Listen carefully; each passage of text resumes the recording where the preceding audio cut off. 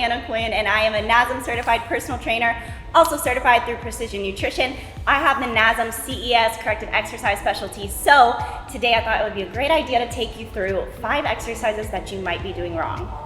Now, this isn't to say that you're not going to get results doing them what I consider wrong, but I'm going to show you the way that, from my experience with 7 years of personal training, is going to help you engage your muscles more and take the stress off of your joints. So the first one is pull-ups. Now, kipping pull-ups are a thing, but that's not what we're focusing on today. We're focusing on getting the most lat and back engagement from your pull-ups. So a lot of people do their pull-ups, and when they go up to the top, their shoulders internally rotate. They rotate forward, and you notice that there's a lot of space between them and the bar. This actually takes the pressure off of your back and takes the stress off the back muscles, puts a little bit of it on your biceps and also some on your shoulders. So in order to engage your lats, what we're gonna do is actually try to lean back when we pull up, and we're gonna try to get our chest up to the bar. So almost like we're squeezing our elbows down towards our side and leaning back a little bit. Again, make sure to keep your core tight during this exercise too. We don't want to arch your back, but we do want you to lean back and squeeze your shoulder blades together. The next one is Romanian deadlifts, RDLs, or stiff leg deadlifts. So a couple things, there are 3 main things that I want to touch on. First one is rounding out of the back. Y'all, don't do this.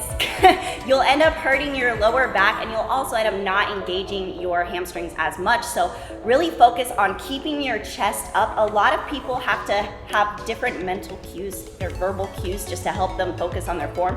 One of them is keep your shoulder blades tucked together. So if you keep your shoulder blades pinched, that will help you keep your chest up. And the other thing is you can actually do these underhand to help if you're still rounding out your back, because that's just one thing that helps a lot of people who happen to do that a lot.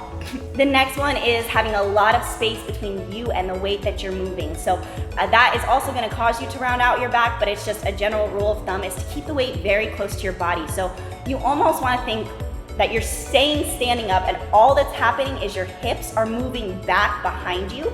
So it's like if you stand up straight and all you focus on is pushing your hips back, the rest of your body doesn't really change. You're just gonna, tilt a little bit, and then you're gonna come back up. So focus on that, try to keep that mental, verbal cue, whatever the correct verbiage is. And the last one is, I see people keep moving the weight down their bodies after their hips have already pushed back as much as possible. So you wanna think, if your hips are still moving back, you can keep going. But once your hips have stopped moving back, if you continue going down your body, the only way that you're gonna be able to move that weight is by using your lower back. So really focus on just as soon as you feel that deep stretch in your hamstrings, as far as your legs can stretch, as far as your hips can go back, go ahead and come back up. And don't come back up by standing up, come back up by just bringing your hips forward back into that neutral position. The next one is leg drops or leg lifts. So a lot of people don't end up engaging their abs or their core as much as they're supposed to, or they just end up hitting the top abs. We wanna make sure that your whole core, your whole pelvic floor is engaged.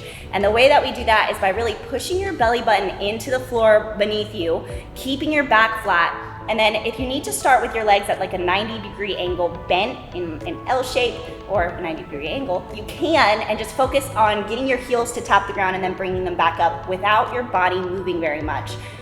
Once you've built up a little bit more strength, once you've had a little bit more practice with this movement, then you can go ahead and start straightening out your legs and keeping them straight. But we want to make sure that our back remains flush with the floor. And the other thing you can do on that is kind of hold your head up if you're starting off with these and they're really challenging for you, and that'll help you keep your back down and your pelvic floor engaged as well. The last one is bench press. Now, I am not a powerlifting coach. I can't say that I have a lot of experience with this, but what I do know is that this has helped a lot of my clients prevent injury and take the strain off of their shoulders. So biggest thing I wanna touch on today is, one, being controlled with the weight. You don't wanna bounce it off of your chest every time. That's just using momentum. We're trying to keep it controlled, keep our muscles under tension the whole entire time. And the next thing is you want to keep your shoulder blades pinched together and your shoulders tucked down into the bench. So I see a lot of people, when they push the weight up, their shoulders rotate forward and almost like round forward with the bar as the bar goes up. In order to engage your chest, you need to keep those shoulder blades pinched together, your shoulders pointed down towards the bench. And you will have a little bit of a back arch, but this isn't you arching your back. This is just the natural occurrence of what happens when your shoulder blades pinch together. So you can see even just now, if I'm talking about it, if I squeeze my shoulder blades together, it automatically increases the arch in my back.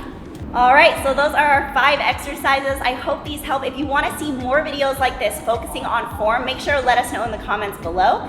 Make sure to like this video, share it, subscribe to the Man Sports channel and the Anna Quinn Fitness channel on YouTube and on Instagram. And we'll see y'all next time. Bye.